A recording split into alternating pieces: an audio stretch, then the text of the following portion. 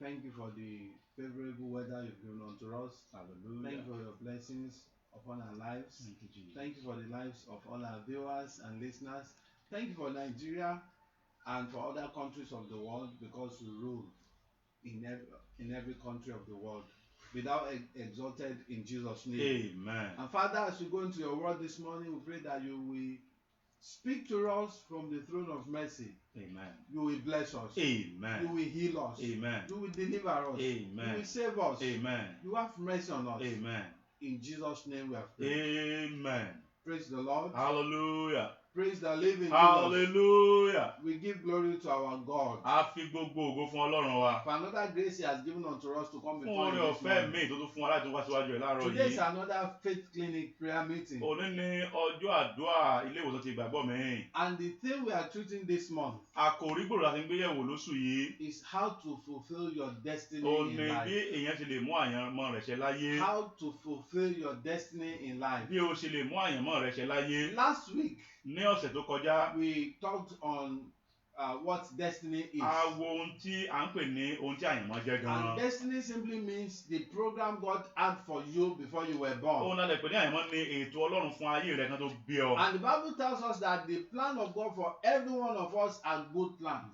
Bíbélì sọ fún wa pé ètò Ọlọ́run fún gbogbo wa ètò rere ni. The Bible says, I know my thoughts towards you. Bíbélì pé mo mọ èrò mi sí yín. They are thoughts of peace and not evil, Èrò àlàáfíà ni kì í ṣe fún to ibi. give you an expected Láti end. fún ọ ní òpin tó dára àti I pray ìrètí. that you will fulfill your godly God purpose for your life in Jesus' name. Amen. Mo gbàdúrà pé wàá mú àyànmọ́ṣẹ lórúkọ Jésù. Today, the topic we shall be treating Lónìí, kókó tá a mọ̀ gbéyẹ̀wò. under how to fulfill your destiny in life, Ní part 2, abẹ́ àkòrí gbòòrò yìí láti bẹ́ẹ̀ ṣe lè mú àyànmọ́ṣẹ ipa kejì. is beware of destiny Ó ní destroyers. kíyèsára fún àwọn tó ń paná àyànmọ́. Beware of destiny destroyers. Kíyèsára fún àwọn tó ń ba àyànmọ́ jẹ́. Yeah, everybody has a destiny, Gbogbo èèyàn ló ní àyànmọ́. and everybody has good destiny. Gbogbo èèyàn ló dẹ̀ ní àyànmọ́ tó dára. But it's not everybody that will fulfill his or her Ṣùgbọ́n destiny kìí ṣe in gbogbo life. èèyàn ní àyànmọ́ rẹ̀ ó ṣẹ láyé. Who are destiny destroyers? Àwọn wo ni apaná tàbí abayànmọ́ jẹ́? Destiny destroyers are people or things that are capable of truncating God's program for your Àwọn tó life. máa ń ba àyànmọ́ èèyàn jẹ́ ni àwọn tó ní agbára láti da ojú àyànmọ́ èèyàn bolẹ̀. They are in two parts. Ipa méjì náà pín sí. Some are humans. Àwọn kan ènìyàn ni wọ́n. They have life. Wọ́n ẹ̀jẹ̀ ni wọ́n wà nípa tara wọ́n jẹ́ èèyàn nípa tara wọ́n ní ẹ̀mí. And some are things. Àwọn míì jẹ́ àwọn nǹkan. So we shall discuss on the first part today. I mean, one of it, those that are non-living things, that do not have life, but are capable of destroying God's program. Àwọn kan ní ẹ̀mí, àwọn kan ò lẹ́mìí, ṣùgbọ́n lónìí a ó sọ̀rọ̀ nípa àwọn tí ò lẹ́mìí ṣùgbọ́n tí wọ́n ní agbára láti ba àyànmọ́ ènìyàn jẹ́. Your destiny is your assignment in life. Àyànmọ́ rẹ òun ni ohun tí Ọlọ́run pè ọ́ wá ṣe láyé. You did not come into this world without a O purpose. kàn wá sáyé sáà láì nídìí. You are not an accidental person. O kàn jẹ́ ẹni tó kàn wá sáyé nítorí pé o kàn wá ń bẹ̀ God lásán. pre-planned you. Ọlọ́run ṣètò rẹ. I want you to Ó sì pray. létò fún ẹ gbogbo The gbàdúrà. first prayer point. Àdúrà àkọ́kọ́ rèé. Lord, today, Olúwa lónìí reveal my purpose in life to fi me. àyànmọ́ mi hàn mí láyé What yìí. is the purpose of my Kí being ni alive? ètò rẹ fún ìgbé What ayé is mi? my assignment for my Kí ni generation? èrèdí tó fi dá mi wá sáyé gan-an Lord, fún ìran reveal yìí? it to me today. Olúwa fi hàn mí lónìí. Shall we pray Ẹ Jesus' pé Jésù name? ẹ gbàdúrà. In the name of Jesus Lórúkọ Christ, Jésù King Kristi. of glory,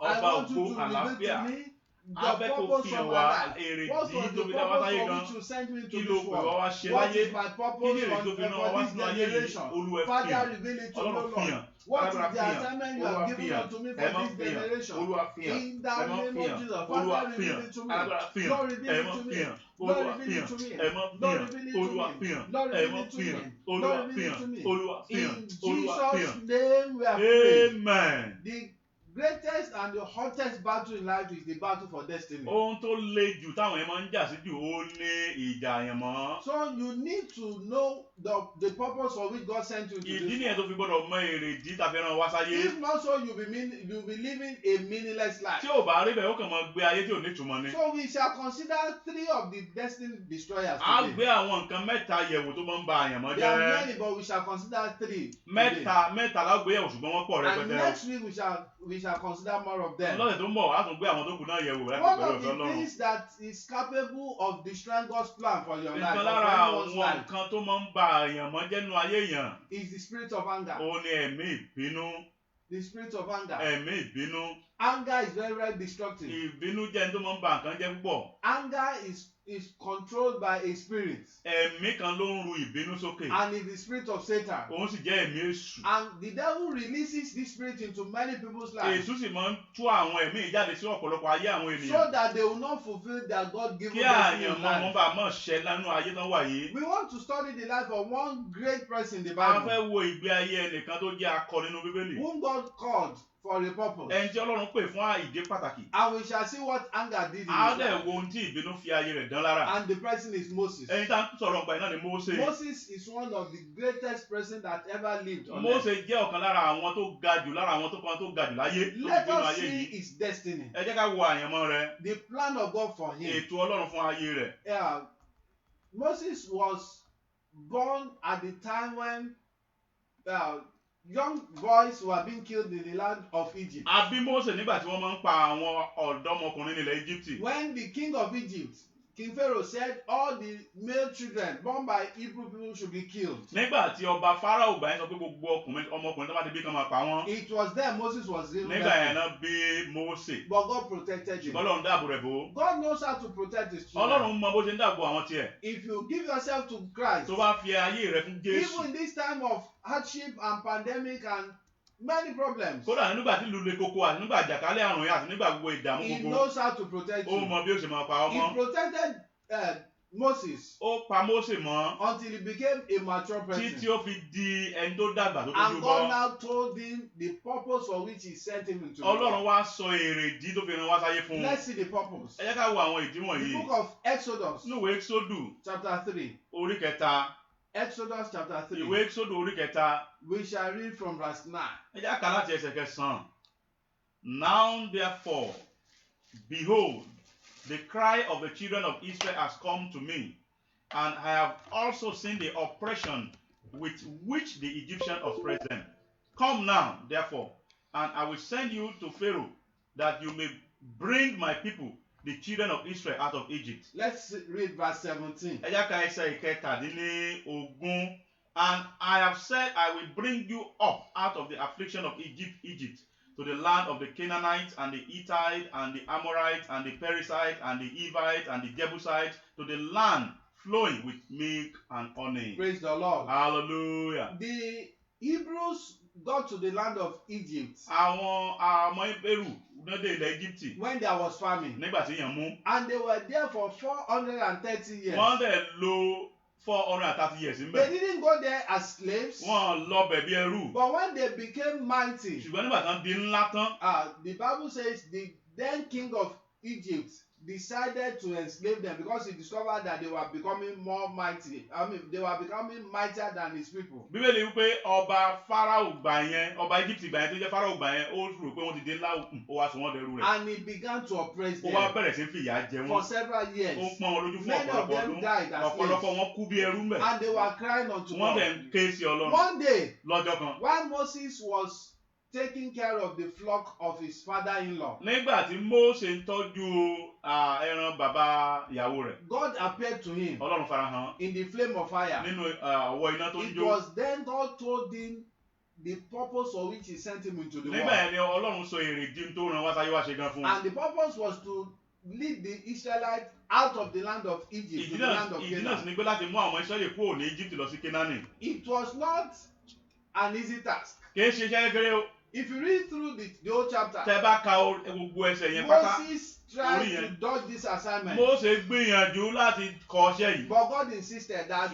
that was the purpose for which I created Ṣùgbọ́n him. Ọlọ́run ní rárá bẹ́ẹ̀ kọ́ ìdí tó fi dá ọ nìyẹn. At the long run, he accepted Nígbà tó yá ó gbà Ọlọ́run and he lẹ́nu. started the Ó work. dẹ̀ bẹ̀rẹ̀ iṣẹ́ rẹ̀ ṣe. God did a lot of things in his Ọlọ́run life. ṣe ọ̀pọ̀lọpọ̀ iṣẹ́ ìyanu nínú God ayé used him rẹ̀. for great miracles. Ọlọ́run lò ó fún ọ̀pọ̀ iṣẹ́ àmì àti ìyanu. Miracles that have not been recorded after death, before him and after death. Àwọn ìyanu tí ò ṣẹlẹ̀ kan tó bí àtìlẹ́yìn Ìbàdàn tó In tó láyé fact, tán. God himself confirmed that he he was the meekest person on earth. Ọlọ́run kọ̀ọ̀kan sọ fún wa nínú Bíbélì pé òun lọ ní tó ní sùúrù jù ní gbogbo ayé. But he started well. Ó bẹ̀rẹ̀ dáadáa lóòótọ́. It was to take the Hebrews out of the land of Egypt. Òun ló mú àwọn Hébérù kúrò ní Egypt. He was to take them out. Òun ló mú wọn, òun náà sọ pé yóò mú wọn kúrò níbẹ̀. Then to take them to the land of Canaan. Láti their mú wọn lọ promised sí land. ilẹ̀ ìlérí. But Moses fulfilled part of his destiny. Ṣùgbọ́n Mósè mú àyànmọ́ díẹ̀ ṣẹ́nu àyànmọ́ rẹ̀. He took them out of the land. Ó mú wọn kúrò nínú ilẹ̀ Egypt lóòótọ́. But he never led them to the promised Ṣùgbọ́n kò land. gbé wọn délẹ̀ ìlérí o. I pray you will not miss your promised land. Amen. Mo gbàdúrà o ò ní pàdánù ilẹ̀ ìlérí rẹ lórúkọ Jésù. Why didn't he lead them there? Kí ni ìdí tí ò fi dé kó wọn débẹ̀? Let us see the Bible. Ẹ já wo Bíbélì. The book of Numbers chapter 20. Ìwé Númérì orí ogún. Numbers chapter 20. Númérì orí ogún. We will read from verse 7 A kà láti ẹsẹ̀ keje. to verse 11. Númérì orí ogún ẹsẹ̀ keje sí ẹsẹ̀ kọkànlá. Yes. Then the Lord spoke to Moses, saying, Take the rod, you and your brother Aaron, gather the congregation together, speak to the rock before their eyes, and it will yield its water. Thus you shall bring water from them out of the rock, and give drink to the congregation and their animals. So Moses took the rod from before the Lord, and he commanded him as he commanded him. And Moses and Aaron gathered the assembly together before the Lord. And he said to them, Hear now, you rebels, must we bring water from you out of this rock?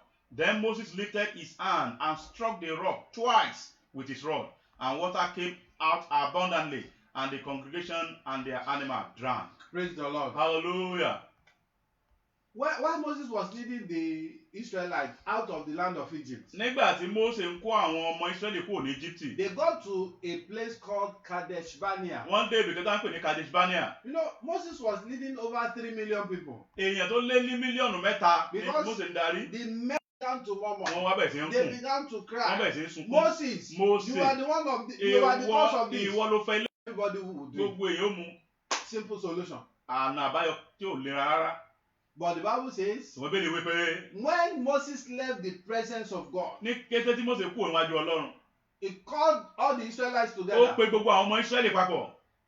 He was angry. Inú bí Listen to what he said. gbọ̀n tó wí. That you rebels, Ẹ̀yin Ọlọ́run nílé. you want us to bring water out from the rock Ẹ from fẹ́ you. ká mú omi jáde láti wọn náà àpáta fún We yín shall àbí? do that A ó today. ṣe bẹ́ẹ̀ lónìí. And he struck the rock. Ó dẹ̀ twice. sí Be àwọn. mindful of what you say to the church of God. Kíyèsí àwọn ọ̀rọ̀ tó máa ń sọ sí ìjọ rẹ̀. The church of Christ is the body of Christ. Ìjọ Kristi ara Kristi No ni wọ́n. matter what you have done, Ọlọ́run ò sọ fún pé lu God àpáta. said speak.